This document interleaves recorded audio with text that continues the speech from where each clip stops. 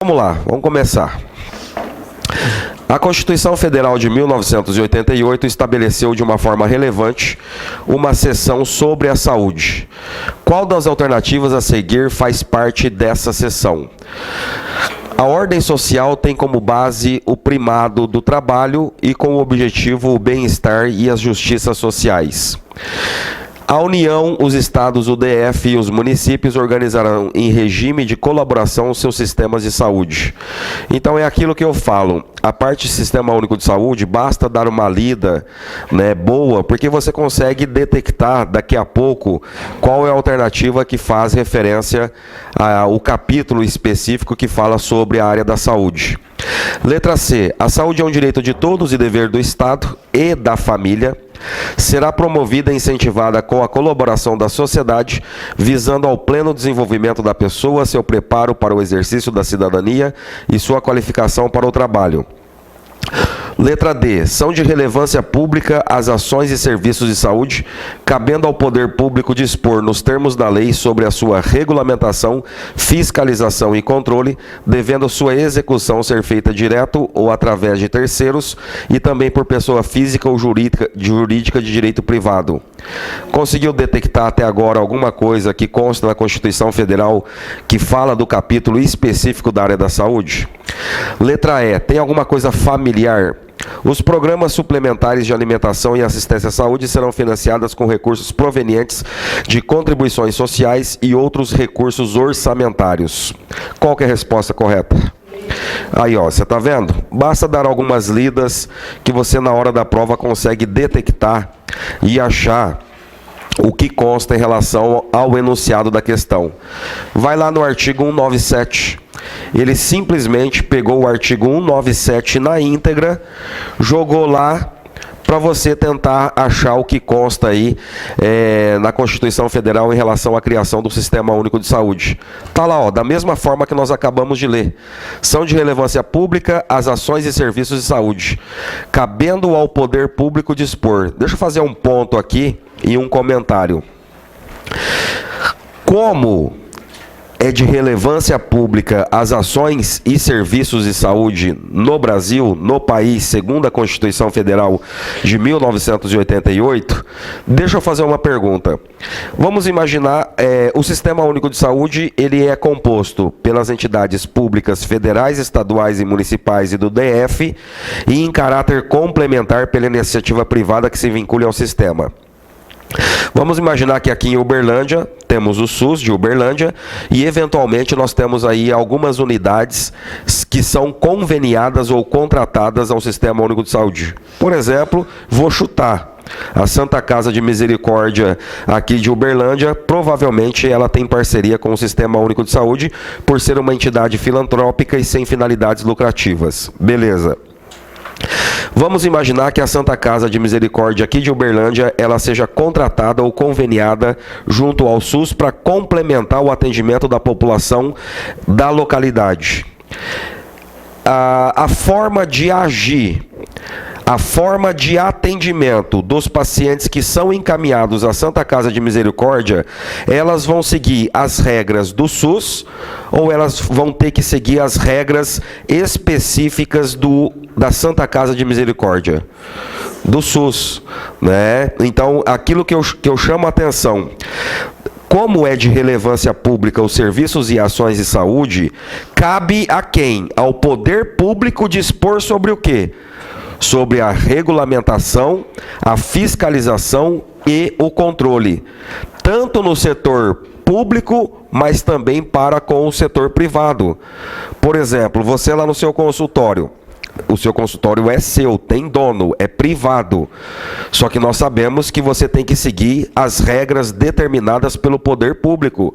Existe uma série de regras da vigilância sanitária em relação ao funcionamento do consultório, em relação à disposição do aparelho de raio-x, em relação às dimensões que você deve construir o seu consultório, porque quem acaba determinando tudo isso acabam sendo as políticas públicas, e nós no setor privado, nós temos que seguir, né, o que foi determinado lá no setor público, porque é de relevância pública Por isso que cabe ao poder público dispor sobre as regras, fiscalizar e controlar. Ok? Então, voltando à questão, é aquilo que eu falo, as questões de Sistema Único de Saúde da OCP não são difíceis, né? Mas você tem que ler, reler, fazer revisões periódicas, e você não vai ter nenhum problema maior de conseguir detectar a resposta correta em relação ao enunciado da questão. Compete ao poder público, nos termos da lei, organizar a Seguridade Social. Está vendo que a Seguridade Social, que é o artigo 194 e o artigo 195, ele anda sendo cobrado nas últimas provas da OCP? Então, é aquela dica que eu já dei anteriormente. Qual item não se enquadra na competência da Seguridade Social? Isso nós estudamos numa das questões ontem da Universidade Federal de Juiz de Fora. Será que compete? Ele quer, não compete, né? Uniformidade e equivalência dos benefícios e serviços às populações urbanas e rurais? Parece que nós lemos isso ontem, né? É competência da Seguridade Social essa equivalência dos recursos e dos benefícios, tanto para quem mora na cidade quanto mora no meio rural? Sim ou não? Nós vimos ontem. Então, isso é competência da Seguridade Social. Letra B. Equidade na forma de participação no custeio. Vai, professor, parece que eu não li nada em relação que isso acaba sendo um quadro de competência do poder público em relação à organização da Seguridade Social. Letra C. Habilitação e reabilitação das pessoas portadoras de deficiência e a promoção de sua integração à vida comunitária. Caráter democrático e descentralizado da administração mediante gestão quadripartite, com participação dos trabalhadores, dos empregadores, dos aposentados, do governo e dos órgãos colegiados, ou a universalidade da cobertura e do atendimento. Aqui ele deu um pouquinho uma trabalhada. Ele simplesmente não copiou e colou o que consta no artigo 195 da Constituição Federal de 1988. Olhando por cima, alguém consegue detectar o que não seria competência da Seguridade Social? C. Mas a D também está esquisita.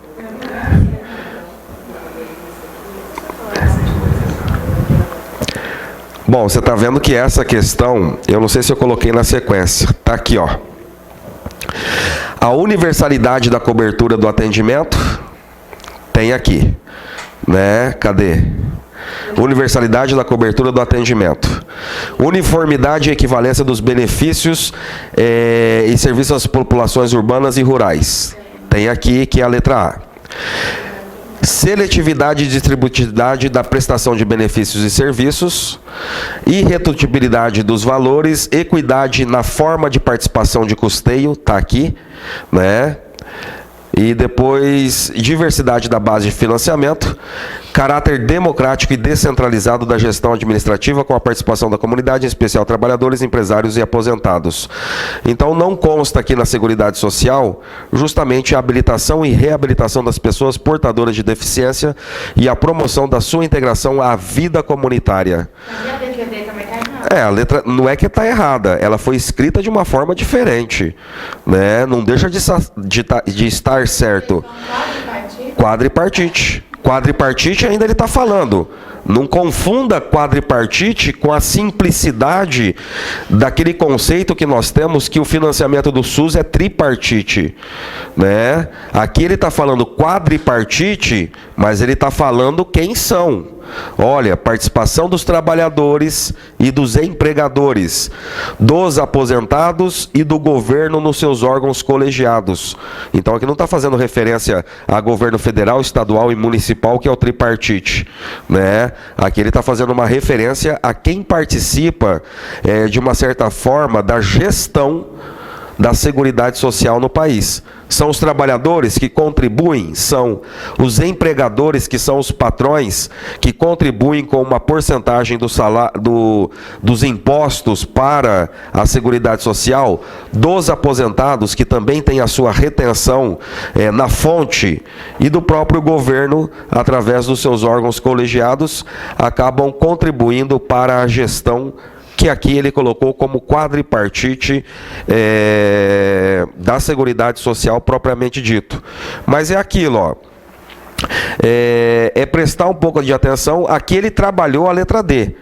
Porque está muito fácil a letra E, está muito fácil a letra B, está muito fácil a letra A, que está escrito da mesma forma como consta aqui no artigo 194 da Constituição Federal, que fala dos objetivos da Seguridade Social, e nós já vimos que na prova anterior ele cobrou a mesma coisa, relacionado aos objetivos aí da Seguridade Social. Questão de número 3. Compete ao SUS prestar assistência às pessoas por intermédio de ações de promoção, proteção e recuperação da saúde, com a realização integrada das ações assistenciais e das atividades preventivas. Isso consta lá na Constituição Federal, né? Só tomem cuidado que nós devemos dar uma prioridade para as ações assistenciais, mas nós não podemos também esquecer das atividades preventivas, tá? Às vezes ele faz uma pegadinha em concurso e ele acaba falando que é uma prioridade as atividades assistenciais em detrimento às atividades preventivas. Não, primeiro é preventivo e em caráter, né, e nunca se esquecendo do atendimento assistencial. Mas, professor, preventivo são todas aquelas ações no campo da prevenção. Agora, atendimento assistencial é quando nós vamos recuperar, reabilitar a pessoa que já está adoecida. A prevenção, ela parte do princípio de que a pessoa não está adoecida. É para evitar a doença. Agora, caráter e ações assistenciais é quando a pessoa já está adoecida. Nós temos que reabilitar, nós temos que recuperar, nós temos que fazer a manutenção da saúde dessa pessoa ou da comunidade. Qual das alternativas a seguir não se enquadra nessas ações? Realizar ações de vigilância sanitária e epidemiológica, bem como cuidar da saúde do trabalhador. Isso é competência do SUS? Sim. Realizar a proteção à maternidade, especialmente à gestante. Isso é competência do SUS, segundo a Constituição Federal? Dá para enganar, né? Aquele menos avisado que não conhece Constituição Federal, ele fala, nossa, mas o SUS ele tem que realizar a proteção à gestante, a proteção à maternidade, especialmente à gestante. Só que é aquilo, ou está ou não está escrito na Constituição Federal. É competência do SUS ordenar a formação de recursos humanos na área da saúde? Sim. Nunca se esquecendo, né? Formação dos recursos humanos na área da saúde, inclusive ao nível de pós-graduação, como nós já vimos. Participar da formulação da política e da execução das ações de saneamento básico? Também está lá. Fiscalizar e inspecionar alimentos, compreendindo o controle do seu teor nutricional, bem como de bebidas e águas para o consumo humano. Bom, professor, lá no artigo, eu já vou adiantar. Isso aqui é uma questão que foi montada em cima do artigo 200 da Constituição Federal, tá? E lá no artigo 200 da Constituição Federal não consta aquela competência específica, né? Não consta aquela competência específica. Então vamos estudar rapidamente e rever o artigo 200 na íntegra, para a gente ver quais são as competências do Sistema Único de Saúde segundo a Constituição Federal. Tá aqui, ó. Controlar e fiscalizar procedimentos, produtos e substâncias de interesse para a saúde e participar na produção de medicamentos, equipamentos imunobiológicos, hemoderivados e outros insumos. Parece que eu li uma notícia no dia de ontem que o Brasil vai ser o único país da América Latina que vai começar a produzir aparelhos para tratamento de radioterapia, né? Porque antigamente eram todos importados. Eu acho que isso está tendo algum intermédio e participação do poder público, né, na construção dessa indústria, né, que visa produzir equipamentos para a radioterapia, porque antigamente eram todos importados. Então não sei como a tecnologia chegou aqui, né? Não sei se comprou patente, quebrou patente, mas vão começar a ser produzidos aqui no Brasil aparelhos de radioterapia. Será o único país da América Latina a deter, né, essa tecnologia e essa situação.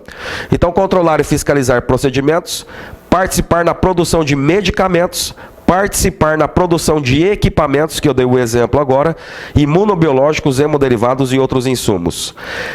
Está aqui segunda, executar as ações de vigilância sanitária e epidemiológica, bem como cuidar da saúde do trabalhador.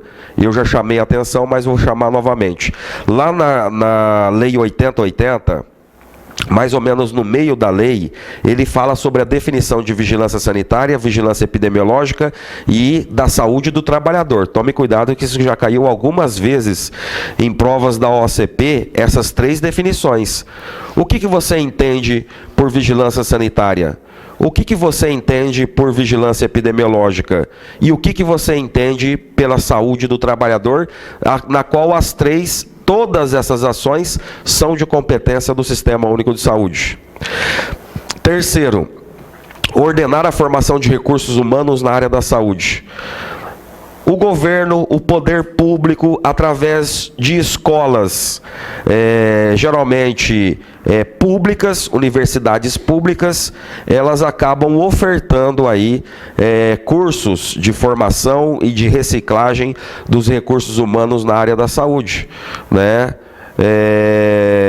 Cursos de especialização, cursos de atualização. Então é competência do SUS qualificar a mão de obra que trabalha dentro do sistema.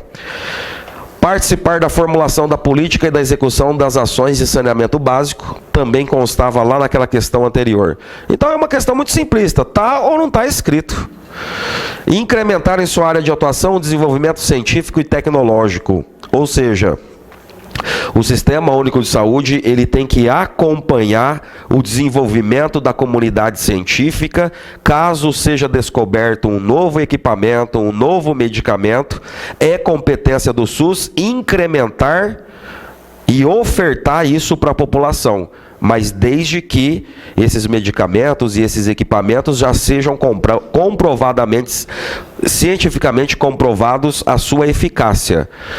Fiscalizar e inspecionar alimentos, compreendido o controle do seu teor nutricional, bem como de bebidas e águas para o consumo humano. Porque para e pensa, se o Sistema Único de Saúde, através dos seus órgãos competentes, não fiscalizasse, não inspecionasse os alimentos, levando em consideração o seu teor nutricional, não fiscalizasse a produção de bebidas e águas para o consumo humano, tem muito picareta, né, que faria as coisas tudo pela metade, e isso leva ao risco de adoecimento da comunidade. Então, por isso que é competência do SUS fiscalizar e inspecionar tudo aquilo que pode gerar doença numa dada comunidade. Participar do controle e fiscalização da produção, transporte, guarda e utilização de substâncias de produtos psicoativos, tóxicos e radioativos. Porque se ele não controlar tudo isso aqui também, isso aqui pode levar ao adoecimento da comunidade. E colaborar na proteção do meio ambiente, nele compreendido o meio de trabalho, nele compreendido o do trabalho. Então aquela questão, simplesmente, ela acabou trabalhando o que consta, o que não consta dentro da Constituição Federal, para ser mais específico. Aqui ele não falou, ó, filho, é o artigo 200.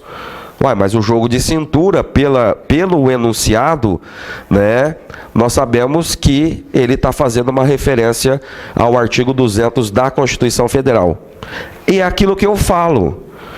Vocês estão vendo, vocês já estão observando, né? Se alguém, porventura, até agora, nessas 3 questões que nós discutimos, encontrou alguma dificuldade, é que precisa se qualificar um pouquinho mais dentro da legislação do Sistema Único de Saúde, porque não é difícil.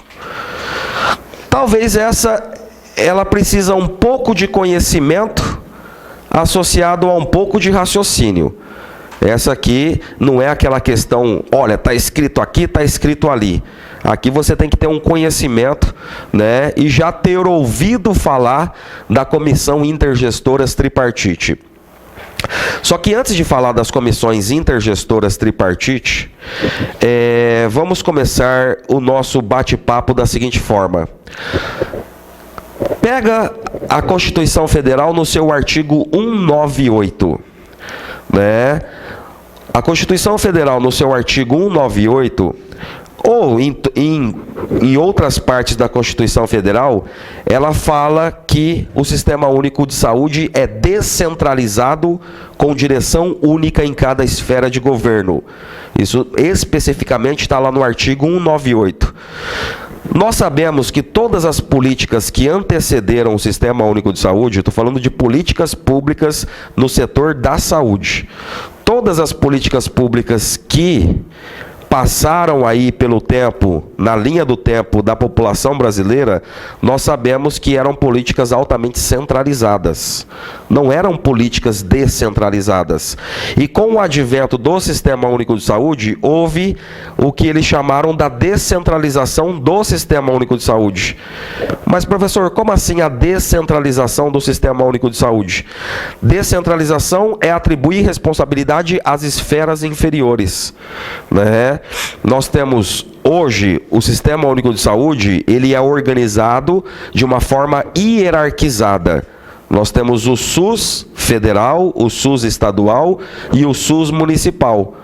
E existe uma hierarquia de poder entre esses SUS.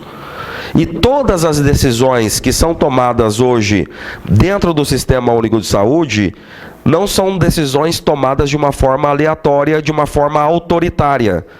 Nós sabemos que existem setores específicos para que isso possa ser pactuado antes de ser lançado. Para isso foram criadas as comissões intergestoras. Existem 2, né? A comissão intergestoras bipartite e as comissões intergestoras tripartite. Então, para que servem essas comissões? São fóruns de negociação dos gestores que fazem parte do Sistema Único de Saúde. Porque hoje nós vivemos numa democracia, hoje nós vivemos de uma forma democrática, onde todos têm direito a falar, e para se chegar a uma decisão final, vamos consultar todos os gestores que fazem parte dessa descentralização do Sistema Único de Saúde. Então, o que são as comissões intergestoras? São fóruns de negociação. E não vamos retroceder no tempo e deixar na mão do governo federal tomar todas as decisões referentes à área da saúde no país, já que nós vivemos num país democrático e com um sistema de saúde descentralizado. O que é a Comissão Intergestoras Tripartite? Aqui no caso específico, ele cobrou a Comissão Intergestoras Tripartite. É uma instância de articulação e pactuação na esfera federal que atua na direção nacional do SUS, integrada por gestores do SUS das 3 esferas de governo. É uma comissão de gestores municipais, estaduais e federais que se encarregam dos planos estaduais, regionais e de regionalização das ações e serviços propostos pelos colegiados de gestão regional. É um conjunto integrado de ações da iniciativa dos poderes públicos e da sociedade destinada a assegurar os direitos relativos à saúde, à previdência e assistência social. O que é isso aqui? Isso aqui é a definição do quê? A letra C. Seguridade Social. Isso aqui é a definição da Seguridade Social que está na letra C. É uma gestão compartilhada no âmbito federal e estadual, com direção única em cada esfera de governo. São espaços estaduais de articulação e pactuação da política que objetivam orientar, regulamentar e avaliar os aspectos operacionais do processo de descentralização das ações de saúde. Qual que, na sua concepção, acaba sendo a definição do que vem a ser a Comissão Intergestoras Tripartite? Isso é letra A. É uma instância de articulação e pactuação na esfera federal. Como assim, na esfera federal? Funciona da seguinte forma. Existem dois tipos de comissões. A Comissão Intergestoras Tripartite, ela é composta por quem? Pelo Ministério da Saúde, ou seja, representantes do Ministério da Saúde, do Conselho Nacional de Secretários Estaduais de Saúde, que é o CONAS, e do Conselho e de representantes do Conselho Nacional de Secretários Municipais de Saúde, que é o CONASEMES. Então, às vezes, ele pergunta isso. Quem que participa da Comissão Intergestoras Tripartite?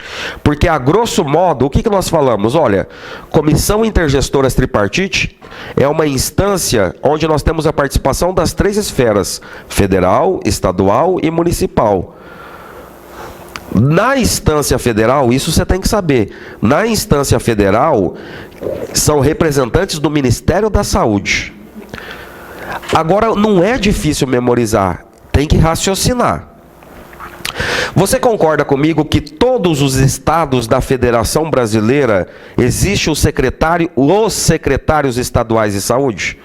Aqui em Uberlândia tem o secretário municipal, mas no estado de Minas existe o secretário estadual de saúde. Da mesma forma que tem lá em São Paulo, da mesma forma que tem em Goiânia, da mesma forma que tem em todos os estados da federação, existe especificamente os secretários estaduais de saúde.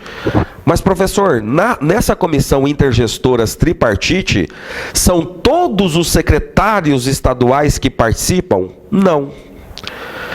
Dentro desse colegiado dos secretários estaduais de saúde, eles elegem alguns representantes. Pode ser do estado de São Paulo, estado do Rio Grande do Sul, do Rio de Janeiro. Eles fazem uma votação e eles escolhem secretários estaduais de saúde dentro desse conselho que eles têm para representar todos os estados brasileiros na Comissão Intergestoras Tripartite. Então não é difícil. São representantes do Ministério da Saúde, representantes dos secretários estaduais de saúde que estão organizados dentro do Conselho Nacional de Secretários Estaduais de Saúde, que é o CONAS. A sigla é CONAS. Da mesma forma que cada município brasileiro existem os secretários municipais de saúde. E os secretários municipais de saúde, eles estão organizados no Conselho Nacional de Secretários Municipais de Saúde, chamado de CONASEMES.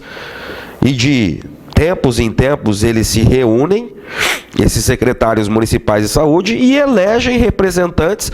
Pode ser do município de Belo Horizonte, o outro é do município de Goiânia, e o outro é do município de Presidente Prudente, outro é de Uberlândia, que são representantes eleitos dentro desse Conselho Nacional, que vão participar da Comissão Intergestoras Tripartite.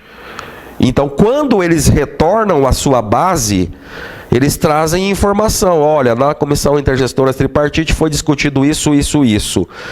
Né? Da mesma forma que os secretários municipais de saúde, eles retornam à sua base e de tempos em tempos tem reunião do Conselho Nacional de Secretários Municipais de Saúde. Então, o secretário municipal, os secretários municipais eleitos, eles estão representando quem? Os municípios. Os secretários estaduais? Os estados. E representantes lá do Ministério da Saúde. Então não é difícil decorar quem faz parte. Tem gente que fica perdido. CONAS, CONASEMES. Todos os estados estão reunidos no Conselho Nacional de Secretários Estaduais de Saúde. E todos os secretários municipais de saúde, ao nível nacional, estão reunidos também no Conselho Nacional de Secretários Municipais de Saúde. Da mesma forma que, se você pegar só o estado de Minas, Todos os secretários estaduais dos municípios do estado de Minas também fazem parte de um outro conselho, que é o Conselho Estadual de Secretários Municipais de Saúde. Esses representantes do Conselho Estadual de Secretários Municipais de Saúde do estado em específico, eles vão representar todos os municípios de Minas, agora não mais dentro do MACIT, dentro do MACIB, que é a Comissão Intergestoras Bipartite. Então, a grosso modo, por que chama Comissão Intergestoras Tripartite? Porque tem representação das três esferas, federal, estadual e municipal. Já a Comissão Intergestoras Bipartite, ela só tem representação de dois lados, bipartite. É o Estado sentado com representantes dos municípios daquele Estado, pactuando algo em benefício ou em melhoria para o Estado e para os municípios daquele Estado. Entenderam? E a Comissão Intergestoras Bipartite, então, são representantes da Secretaria Estadual de Saúde, então é o Estado sentado com os municípios daquele Estado. Mas quem são os representantes? Eles são eleitos agora no Conselho Estadual de Secretários Municipais de Saúde daquele estado em particular. Aí nós temos a Comissão Intergestoras Bipartite. Ok? Então, segundo a norma operacional básica de 96, nós temos essas duas entidades. Então, a única resposta que cabe aqui é a letra A, que é uma instância de articulação e pactuação na esfera federal, que atua na Direção Nacional do SUS, integrada por gestores das três esferas de governo. E nós provamos aqui, em cima da norma operacional básica de 96, a definição do que vem a ser a Comissão Intergestoras Tripartite e o que vem a ser a Comissão Intergestoras Bipartite. E para encerrar as questões de Sistema Único de Saúde, ele cobrou essa aqui. A assistência farmacêutica faz parte das políticas e dos programas de saúde do SUS. Assinale a alternativa que trata dos princípios dessa assistência. Nós já vimos que a assistência farmacêutica é responsabilidade e atribuição e competência do Sistema Único de Saúde. Em relação à assistência farmacêutica, assinale a alternativa correta. É uma política pública norteadora para a formulação de políticas setoriais, entre as quais destacam-se as políticas de medicamentos, não garantindo a intersetorialidade inerente ao sistema de saúde do país, e cuja implantação envolve o setor público de atenção à saúde. Nossa, professor, eu li, mas não entendi nada, né? Eu li, mas está uma bagunça na minha cabeça o que ele quis dizer, né, dessa política de assistência farmacêutica. Bom, o que vocês acham da alternativa de letra A? Conseguiram achar algum erro? Ou, às vezes, é definição de outra coisa, né, que faz parte do Sistema Único de Saúde, não especificamente da assistência farmacêutica, mas será que é definição de outra coisa? Né? Mas para começo de conversa, professor, olhando por cima, ele está falando que essa política ela não garante a intersetorialidade que está inerente ao Sistema Único de Saúde, né? Olha, o Sistema Único de Saúde, num contexto geral, recomenda as ações intersetoriais. O que seriam essas ações intersetoriais? Para que você possa trazer saúde para a comunidade, não basta agir na área da saúde especificamente. Seria interessante que nós pudéssemos propor à comunidade ações fora do campo da saúde, que de uma forma indireta reverta em saúde para a comunidade. São as chamadas ações intersetoriais, fora da área da saúde. Porque, para que nós possamos prover saúde a uma comunidade, não é responsabilidade única e exclusiva do Ministério da Saúde. Vamos colocar dessa forma. né? São outros ministérios integrados ao Ministério da Saúde que nas suas ações que competem à sua responsabilidade vão lá e fazem a ação, mas de uma forma indireta acaba revertendo em saúde para a comunidade. Vou dar um exemplo rápido.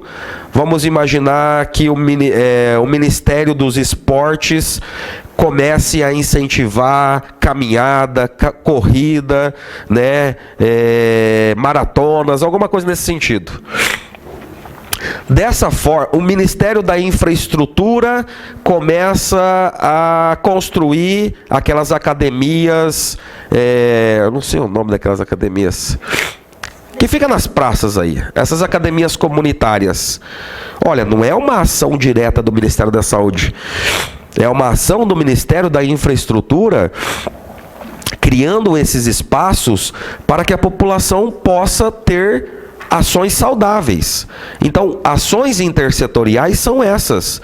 São todas aquelas ações executadas fora da área da saúde, mas que de uma forma indireta revertem em saúde para a comunidade. Então, não me interessa nem o resto. Ele está falando que não vai garantir a intersetorialidade dentro do Sistema Único de Saúde. Isso é errado. O Sistema Único de Saúde, ele prevê esse caráter intersetorial das ações de saúde, das ações no campo da saúde. Será que a assistência farmacêutica, o princípio da assistência dela é o controle do avanço científico e tecnológico em relação à produção de medicamentos? Controle do avanço científico e tecnológico em relação à produção de medicamentos. Bom, professor, pelo que me consta até agora das políticas do Sistema Único de Saúde, o SUS tem que incorporar, né, novas tecnologias, novos conhecimentos e não fazer esse controle, né, da forma como ele expôs aqui, controle do avanço científico. Como assim? Vai parar o avanço científico? Alguma coisa nesse sentido? Manutenção de serviços de assistência farmacêutica na rede privada de saúde, nos diferentes níveis de atenção, considerando a necessária articulação e a observância das prioridades regionais definidas nas instâncias gestoras do SUS. O que está errado na letra C? Privado, né? Será que a assistência farmacêutica é uma parte integrante da Política Nacional de Saúde, envolvendo um conjunto de ações voltadas para a promoção, proteção e recuperação da saúde e garantindo os princípios da universalidade, integralidade e equidade? E letra E é uma política de capacitação e formação de profissionais na área farmacêutica visando auxiliar a divulgação do uso correto de medicamentos em relação à saúde da família. Essa já foi uma questão um pouco mais trabalhada que você teria que ler, prestar muito atenção e fazer uma anotação em qual alternativa? Letra D, né? A assistência farmacêutica é uma parte integrante da Política Nacional de Saúde. Então, ela faz parte da Política Nacional de Saúde, visto que a assistência farmacêutica é responsabilidade do Sistema Único de Saúde. E o que é essa assistência farmacêutica? Envolve um conjunto de ações voltadas para a promoção, proteção e recuperação da saúde, garantindo os princípios da universalidade, integralidade e equidade, com certeza. Porque para e pensa comigo, para que eu possa fazer a promoção, a proteção e a recuperação da saúde, visando a universalidade, a integralidade e a equidade, para que eu possa cuidar dos doentes ou dos adoecidos, por exemplo, e eu tenho que fazer e dar assistência farmacêutica a eles. Como que eu vou curar uma dada doença? Né? E se eu curo uma dada doença, eu estou visando a promoção, proteção e recuperação nos casos dos adoecidos, garantindo os princípios constitucionais do SUS, que é o princípio da universalidade, atendimento estendido a toda a população e gratuito, sem nenhum custo. Eu estou prevendo aí o princípio da integralidade do atendimento. Eu tenho que atender as pessoas em todas as suas necessidades. Então, se eu estou tratando um doente, preciso de medicamento. preciso de medicamento para prever o princípio constitucional da integralidade no atendimento. E na equidade, que é um princípio constitucional também do Sistema Único de Saúde, onde a equidade significa tratar desigualmente os desiguais. Mas como assim, professor? Tratar desigualmente os desiguais significa dar uma atenção aos mais necessitados. Isso é uma forma de ação do SUS. O SUS, não que ele seja, me fugiu a palavra agora. O sistema, vou falar de uma outra forma.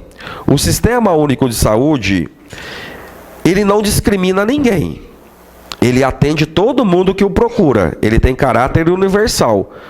Só que, com certeza, o Sistema Único de Saúde, ele dá uma preferência e uma atenção de atuação, de investimento para aquela população mais necessitada. Isso é o princípio da equidade. Dar uma atenção a quem mais precisa. Investir onde a carência é maior. Isso é o princípio da equidade. Não confunda a equidade com igualdade. A igualdade, no meu ponto de vista, ela já está intrínseca na universalidade. Olha, eu tenho que atender a toda a população brasileira, sem discriminação de sexo, raça ou condições socioeconômicas. Atender todo mundo impede igualdade. Só que eu vou dar uma atenção e investir onde a carência é maior. Aí é princípio da equidade do atendimento. Ok? E com isso nós acabamos aí essas questões relacionadas à parte de Sistema Único de Saúde. Agora, para finalizar essa prova de Pelotas 2015, vamos trabalhar aí as questões de odontologia. Bom, parece-me que ele está seguindo o padrão da prova anterior, né? Começando com questão de fórceps. Assinale a alternativa que representa o fórceps mais indicado para a exodontia de molares inferiores. Olha que questão simplista, né? Parece, a gente olha, para quem já tem uma certa caminhada em concurso, um certo conhecimento, olha para essa questão com um certo ar de desprezo, né? Mas não é que é porque é arrogante. É porque já é uma questão muito batida dentro de concurso, a memorização de todos aqueles fórceps que eu já passei na resolução anterior, que eu não vou passar de novo, né? E, se não me falhe a memória, o fórceps 17 foi cobrado na prova do TJ de Santa Catarina no ano passado. Então não é algo assim, né? Para quem não estuda para concurso, para quem está um pouco desatualizado, vai se deparar com essa questão e não vai acertar na hora do concurso. Por exemplo, na prova do TCE de Sergipe, caiu o grampo 8WA. Quem lembra para que serve o grampo 8WA? Oi?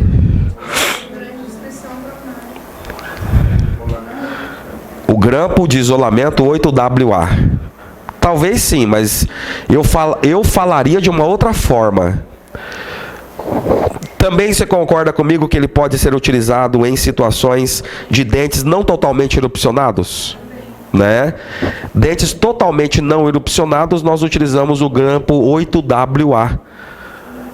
Então, parece uma coisa que a gente está antenado, está ligado, mas às vezes cai essas bobeirinhas de concurso e a pessoa não se lembra. Caiu esse grampo na prova do TCE de Sergipe há pouco tempo. Então, preste atenção. Nas últimas provas ele vem demonstrando essa necessidade de conhecimento de fórceps.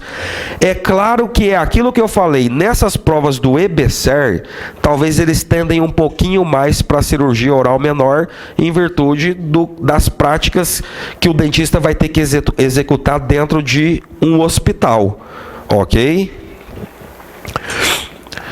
O movimento de lateralidade na mecânica exodôntica deve ser realizado no sentido... Parece bobeira, parece muito boba essa questão, mas tem muita gente que vai ficar pensando nisso aqui, né? Agora, aquele que já está na caminhada, já tem conhecimento, já olha, já responde sem sombra de dúvidas. Mas antes de continuar essa questão, deixa eu fazer aí uma introdução a esse assunto. Vamos falar das exodontias.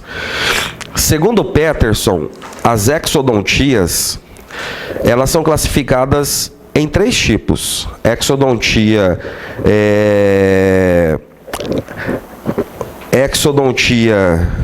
me fugiu o termo. Técnica primeira, isso, valeu. Exodontia pela técnica primeira, pela técnica segunda e pela técnica terceira. Quando que é uma exodontia pela técnica primeira? É quando nós utilizamos fórceps. Exodontia pela técnica segunda, alavancas ou elevadores. E exodontia pela técnica terceira é quando nós executamos algum procedimento cirúrgico prévio à extração do dente. Um retalho, uma osteotomia, uma odontosecção.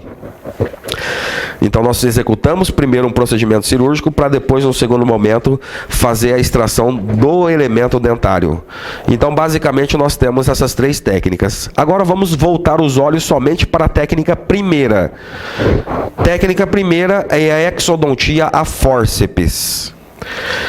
Segundo Peterson de cirurgia, existem 5 movimentos fundamentais que nós devemos e podemos executar numa exodontia a fórceps. Vamos lá. Imagina você agora, você anestesiou o paciente, você fez uma sindesmotomia, fez a desinserção das fibras do periodonto para criar um espaço para que você pudesse encaixar o fórceps o mais apical possível. Fez a apreensão do elemento dentário que vai ser extraído, agora você vai executar os movimentos a fórceps. E segundo Peterson, nós temos 5 movimentos fundamentais. O primeiro movimento que deve ser executado numa exodontia a fórceps é o movimento de intrusão. Nossa, professor, tem que fazer isso? Tem. Tem que se fazer um movimento de intrusão. Cuidado, não se faz movimento de intrusão na dentição decídua. O movimento de intrusão ele só é feito na dentição permanente. Então vamos lá. Fez o movimento de intrusão, é o primeiro movimento. Segundo e terceiro, luxação vestíbulo lingual. E não mesiodistal, e não vestíbulo mesial, e não lingodistal, como ele colocou em algumas alternativas aqui.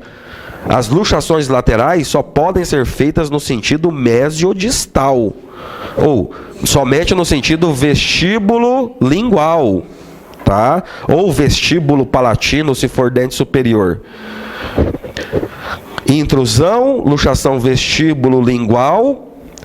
Se o dente permitir, rotação, então somente em dentes unirradiculares, com raiz cônica, rotação seguido de tração.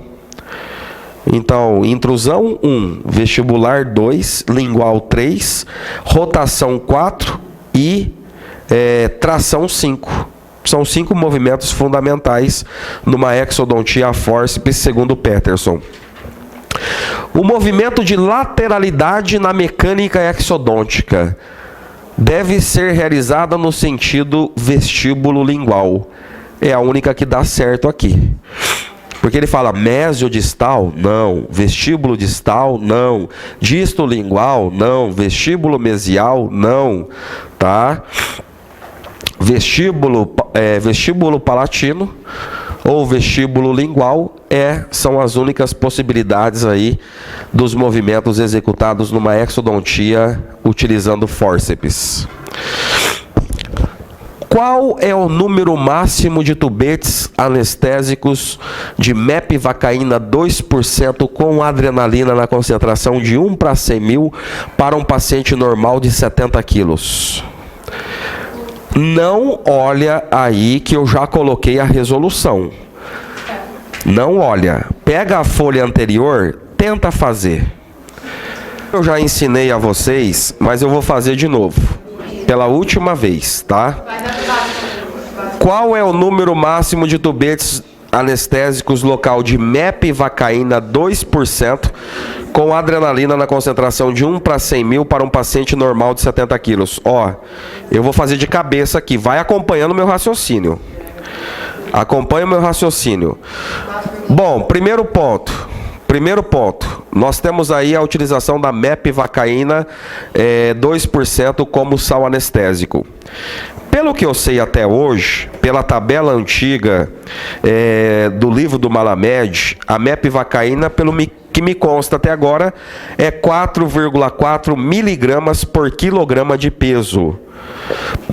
Só que não se esqueça que você sempre tem que ficar de olho também no máximo absoluto. O máximo absoluto de MEP é 300 miligramas. Então, até um determinado peso do paciente, ainda você vai ter que multiplicar. Mas tudo que superar 300 miligramas, você não vai utilizar 320, 330, você vai utilizar o máximo absoluto, que é o 300. Mais ou menos por via de regra, para a grande maioria dos sais, para um paciente de até 70 quilos, se ele pesa, por exemplo, 65, 60, 68, né, até o limite de 70, você vai ter que multiplicar o peso. Eu já fiz essa conta, né, dependendo do sal anestésico e do peso do paciente, até mais ou menos 70 quilos, você tem que multiplicar. Superou ou igualou 70 para cima, automaticamente você já vai ter que utilizar o máximo absoluto, tá? Mas sempre faça a multiplicação, não tenha preguiça. Isso eu estou falando por experiência, ok? Então vamos lá. Vai imaginando. Se a dose máxima dessa solução anestésica é 4,4 miligramas por quilograma de peso, e nesse caso o paciente pesa 70, o que eu tenho que fazer no primeiro ponto? Pega os 70 quilos e multiplica por 4,4. 70 por 4,4 dá 308 miligramas. Opa! 308 miligramas superou a dose máxima absoluta que eu posso de mepivacaína 2%, que é 300. Então eu vou usar 308 ou 300 no meu cálculo? 300. Porque eu não posso passar de 300. Agora, lógico, se o paciente pesasse, por exemplo, se ele pesasse 67 quilos, daria quase que exato 300 miligramas. Daria 290 e pouco, quase 300, né? Bom, como aqui superou a dose máxima absoluta, eu vou ter que utilizar o máximo absoluto, que nenhum ser humano pode ser submetido a mais de 300 miligramas de solução anestésica. Não pode ser mais que 300 de mepivacaína.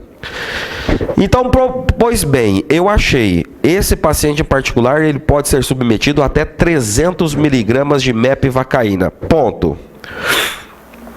Segundo passo, para eu encerrar essa questão, eu tenho que calcular quanto de sal anestésico eu tenho em cada tubete.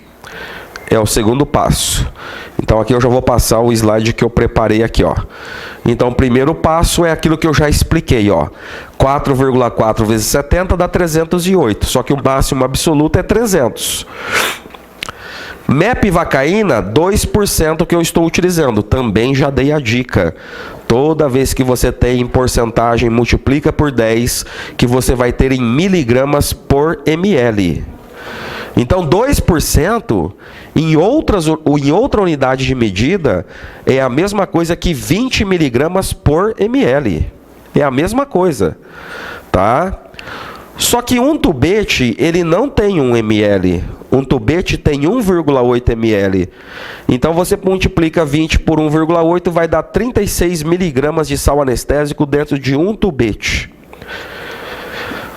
Então, para cada tubete, eu tenho 36 miligramas de sal anestésico.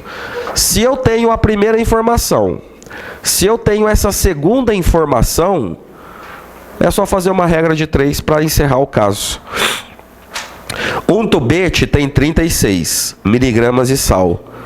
Só que esse paciente ele pode ser submetido até 300 miligramas.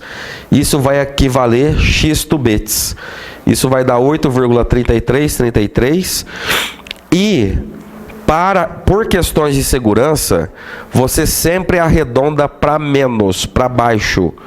Poderia ter dado aqui 8,8, 8,9, se arredonda para baixo. Tá? Se a pessoa tivesse usado 308, ia dar certo. Como é que é? Se a pessoa tivesse usado... Se ela tivesse utilizado 308, ia dar muito próximo, ia dar 8 também. 8 e uns quebrados, né? Só que aqui vamos fazer direitinho para a gente respeitar aquele critério da dose máxima absoluta. Tá? Para vocês saberem, porque 308 e 300 está muito perto. Então, se ele tivesse utilizado nas contas 308 ou 300, ia dar 8 do mesmo jeito. Agora, o duro é quando a questão ela traz depois da vírgula. Ele quer o número exato. Né? E tem questão de concurso que ele quer o número exato, 8,33, 8,46 e assim sucessivamente. Então você tem que saber fazer a conta de uma forma adequada para calcular o número máximo de tubetes anestésicos. Professor, se o paciente fosse cardiopata,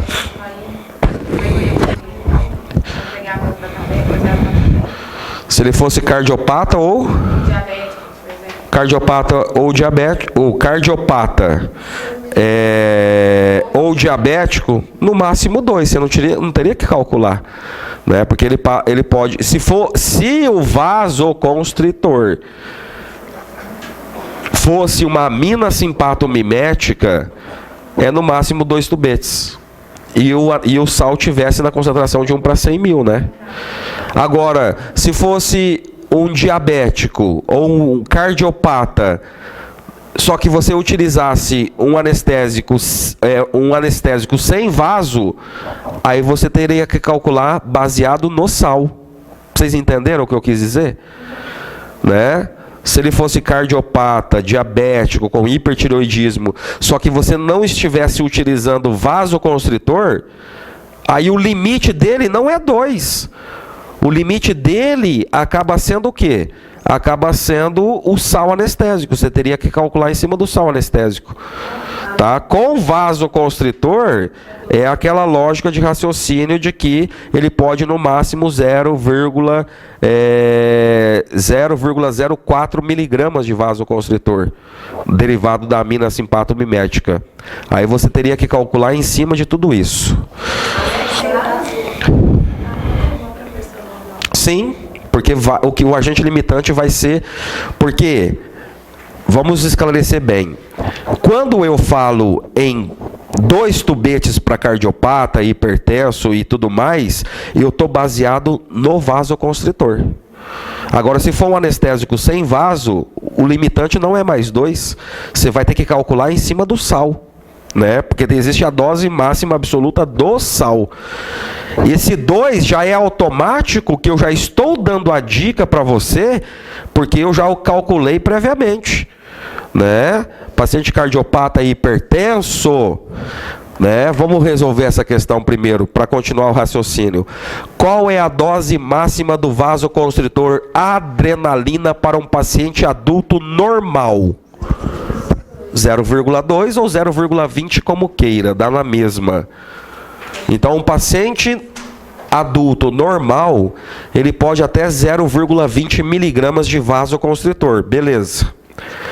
Agora, se fosse um cardiopata, um hipertenso e assim por diante, 0,04 miligramas, tá?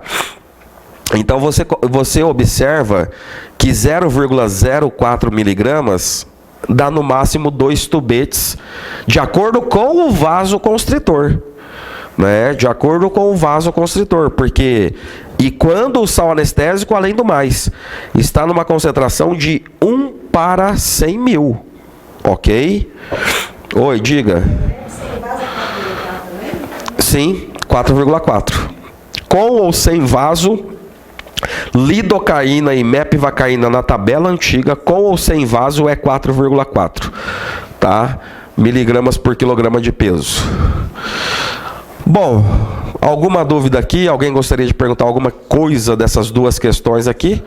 Diga. Você vai usar aquele 70 lá, é da regra ou é que você faz a medicação? Que 70? Eu vi num vídeo lá, você fala da multiplicação pelo 70. Seria uma saída. É a chamada fórmula de Clark, onde você pode estimar a dose pediátrica conhecendo a dose do adulto. Isso, porque multiplica pelo... Só que o mais certo é você utilizar a fórmula primária para cálculo de tubete anestésico.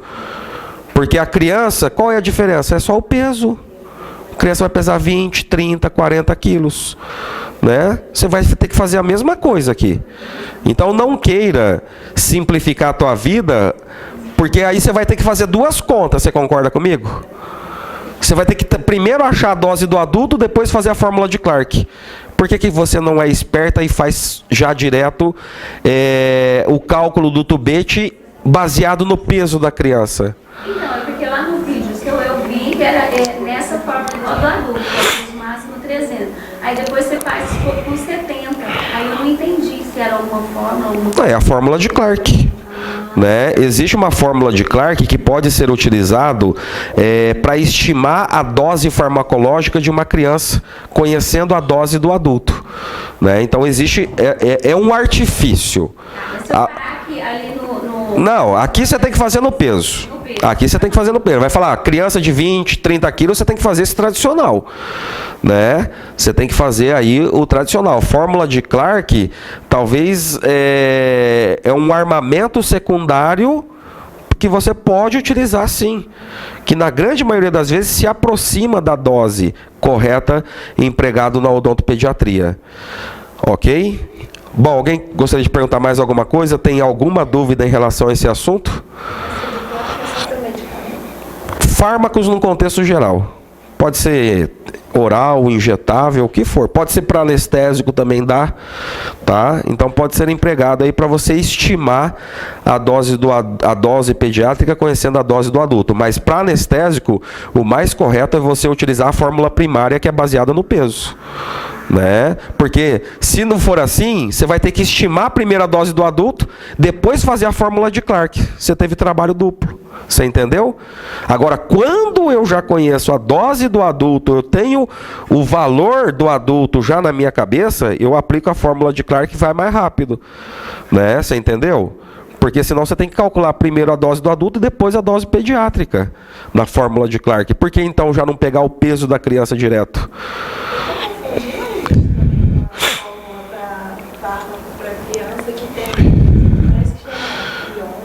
É fórmula de Young. Depois eu passo aqui essas duas fórmulas. Bom, gente, vamos lá. Paciente do gênero masculino procurou atendimento para a remoção do dente 16. Essa figura não foi dada na prova, tá? Eu que coloquei. Será necessário a realização da odontosecção, pois o mesmo apresenta 3 raízes retentivas, né? Geralmente os primeiros molares superiores, eles apresentam 3 raízes e na grande maioria das vezes 4 canais. 2 canais localizadas na raiz mesiodistal, uma na distovestibular e o outro canal é o canal palatino. 3 raízes, porém 4 canais nós observamos aí no primeiro molar superior. E o primeiro molar superior também é aquela conversa, né? É inervado pelo alveolar superior posterior e alveolar superior médio, como nós já vimos anteriormente. Bom, como deve ser feita a odontosecção para a remoção das raízes do 16? Será que simplesmente eu faço vestíbulo palatino? Né? Então aqui nós temos a raiz palatina, aqui nós temos uma visão vestibular, né? A face vestibular. Raiz mesiovestibular, distovestibular e raiz palatina. Então ele está dizendo para você fazer uma odontosecção vestíbulo palatino. Vai dar certo? Não, não vai dar certo. Fazer uma odontosecção mesiodistal, né, fatiar nesse sentido mesiodistal, aí também não vai dar certo, professor. Vou separar só a raiz palatina e as duas vestibulares vão ficar por aqui. Em V, em Y ou em Z? Com certeza em Y, né? Se você pegar a superfície oclusal, em virtude das 3 raízes, é melhor fazer um Y. Onde aqui fica a raiz palatina, aqui a raiz distovestibular e aqui a raiz mesiovestibular. Então, assim, basta raciocinar um pouco, né? Aqui, mesmo que você não tivesse esse conhecimento, era só raciocinar um pouco. Como é que é? Não.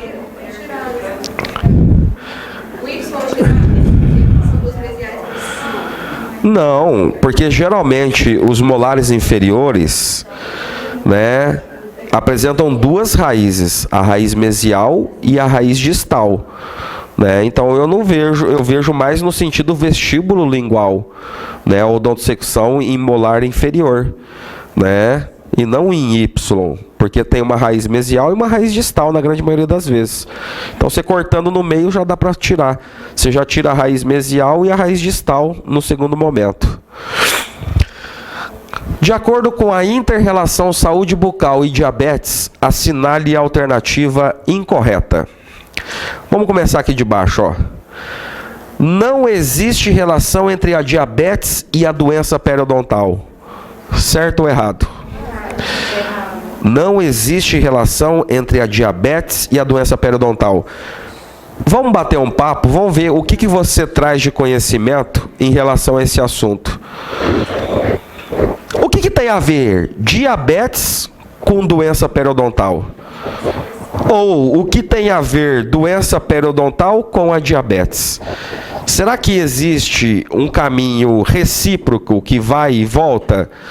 Ou será que é só um que vai interferir no outro e o outro não consegue interferir nesse primeiro? Nós temos que pensar das duas formas. Então vamos imaginar o seguinte. Primeira situação.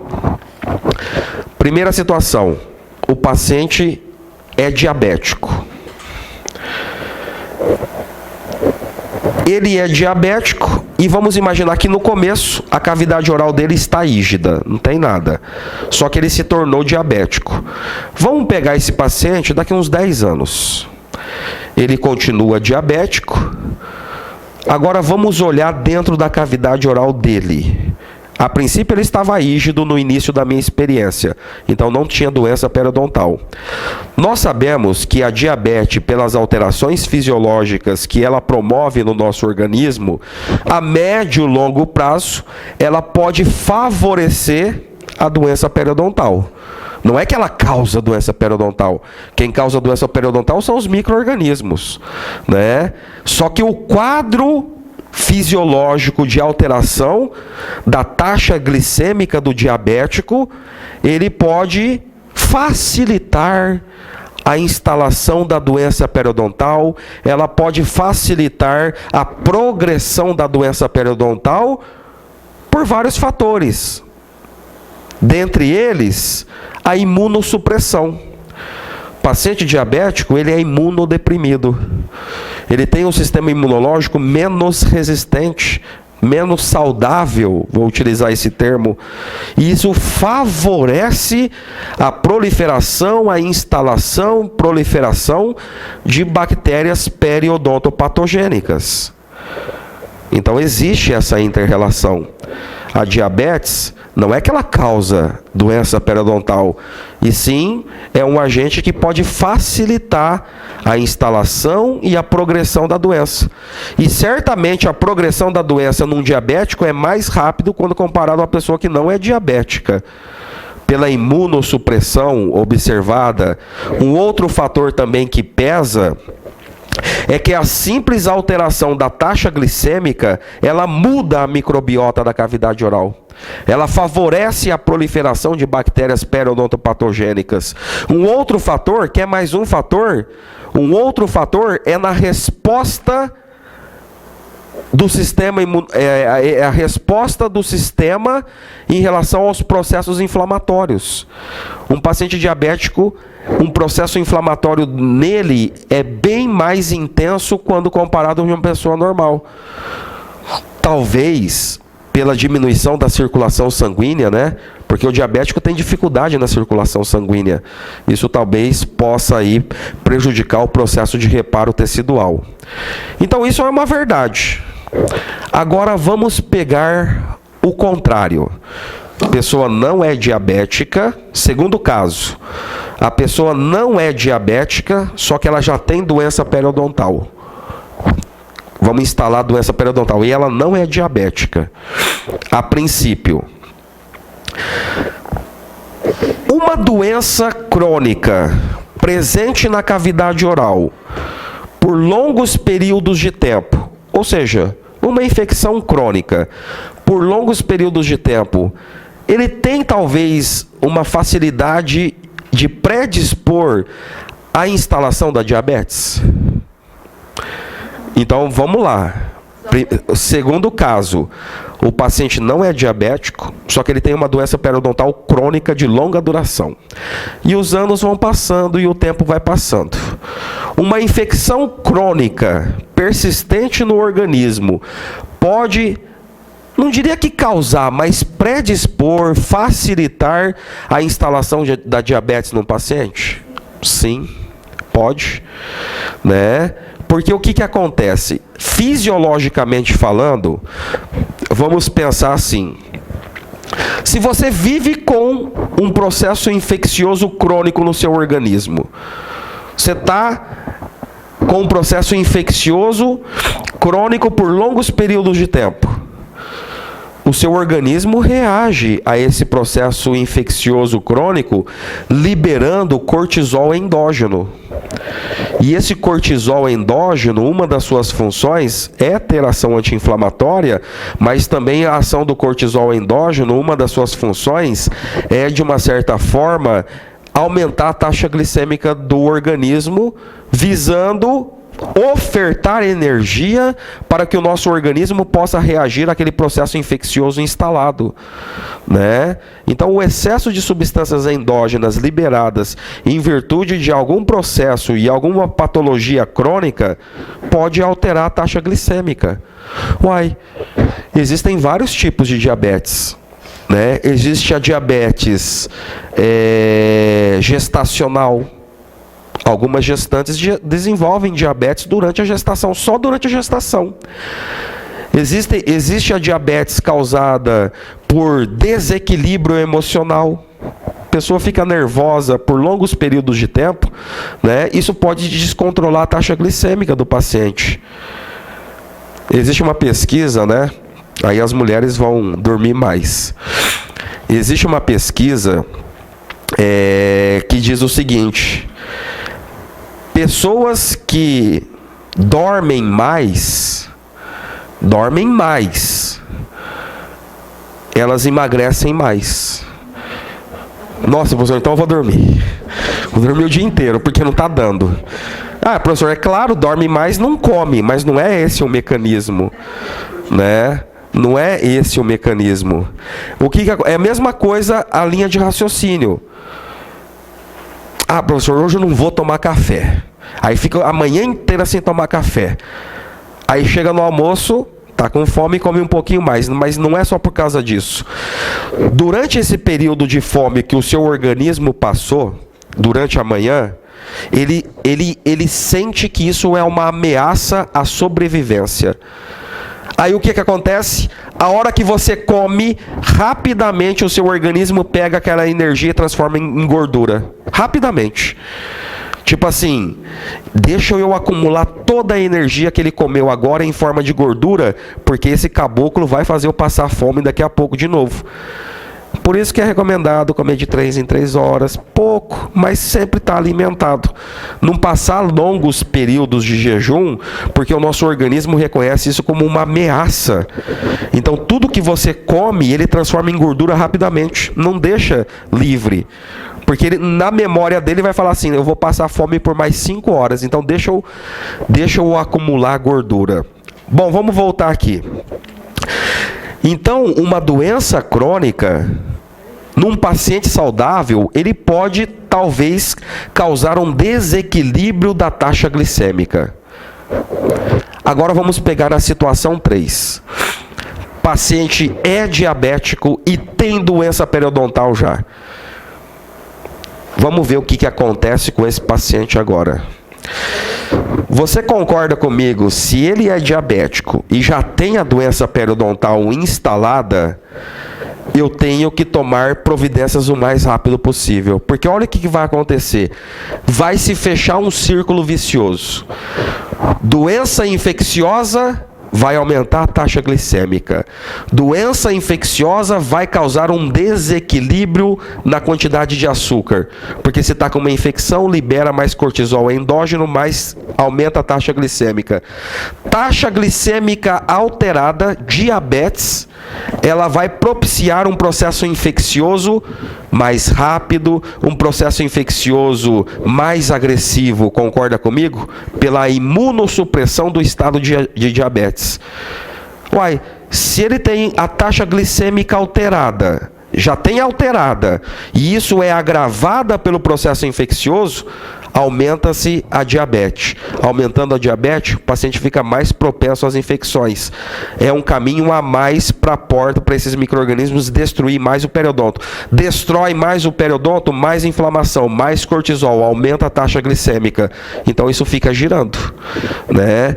Um fica piorando e aumentando o problema. Aumenta a taxa glicêmica, aumenta a infecção, aumenta a taxa glicêmica. E com isso leva a uma destruição rápida do periodonto, além de afetar outras funções do organismo do paciente. Então existe essa inter-relação entre doença periodontal e diabetes.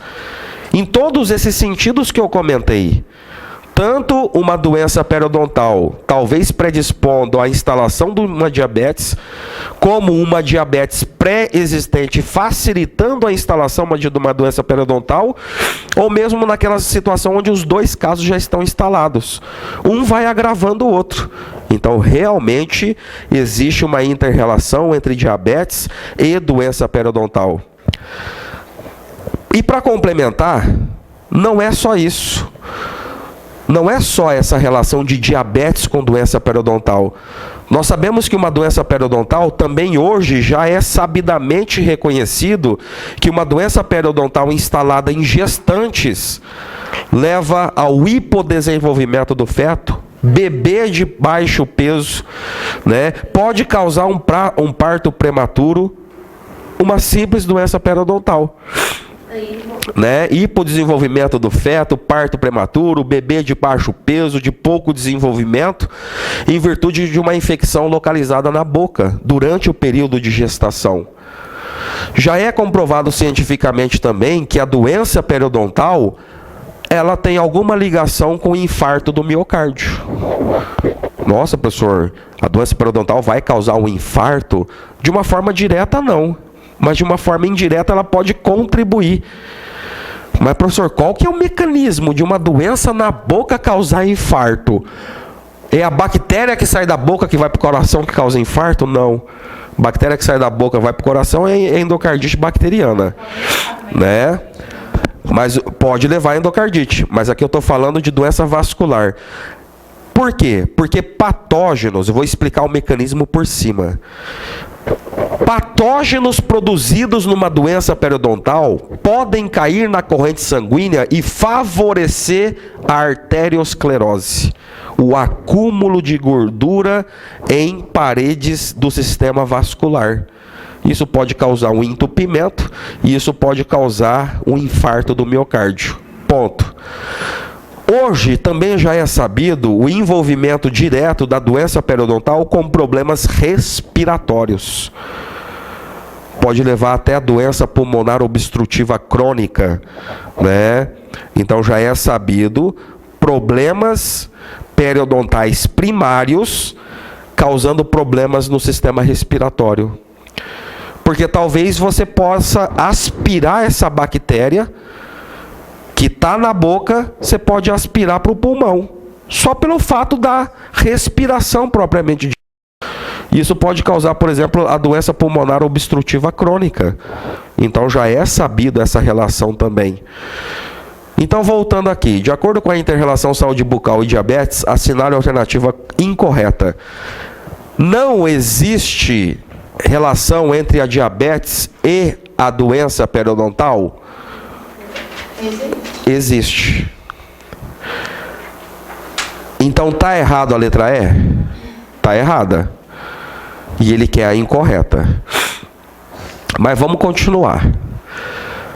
Como todas as infecções, a doença gengival pode ser um fator que eleva o açúcar do sangue e pode tornar o controle da diabetes mais difícil?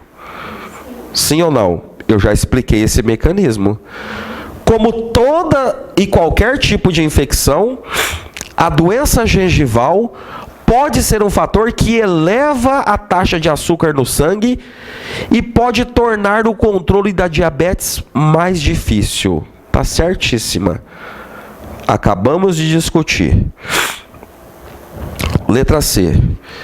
Pesquisas sugerem que pessoas com diabetes têm um alto risco de adquirirem problemas bucais, tais como a gengivite e a periodontite. Certo ou errado?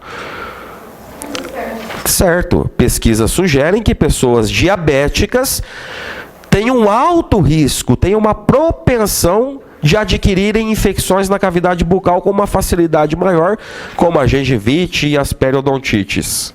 Pela imunossupressão, pela dificuldade da circulação sanguínea, pela mudança da microbiota na cavidade oral, isso predispõe mesmo a essas doenças, tanto gengivais como periodontais. Tá certo a letra C. Letra B. Não somente as pessoas com diabetes são suscetíveis às doenças gengivais, mas esta pode ter o potencial de afetar o controle glicêmico no sangue e contribuir para a progressão do diabetes. Certo ou errado? Certíssimo. Não somente pessoas com diabetes são suscetíveis às doenças gengivais. Pode pegar qualquer doença que cause imunossupressão. A pessoa vai ficar mais propensa às doenças gengivais e periodontais. Então não é somente a diabetes. E nós sabemos que as doenças gengivais têm o potencial de afetar o controle glicêmico no sangue e contribuir para a progressão da diabetes. Foi aquilo que eu expliquei até agora. Tá certo. Letra A. Se os níveis de glicose no sangue não forem bem controlados, o diabético tem maior chance de desenvolver doença gengival avançada e de perder dentes quando comparado às pessoas que não têm diabetes. Certo ou errado? Certo. De acordo com a inter-relação, ele quer incorreta. Se os níveis de glicose no sangue não forem bem controlados, o diabético tem maior chance de desenvolver doença gengival avançada e de perder dentes quando comparado às pessoas que não têm diabetes. Certamente.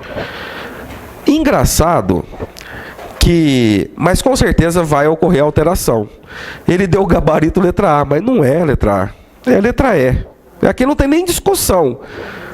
Aqui no gabarito preliminar saiu letra A, mas eu não vou nem discutir. A resposta incorreta é a letra E. Saiu errado lá no gabarito, digitaram errado, aqui eu não vou nem discutir, né?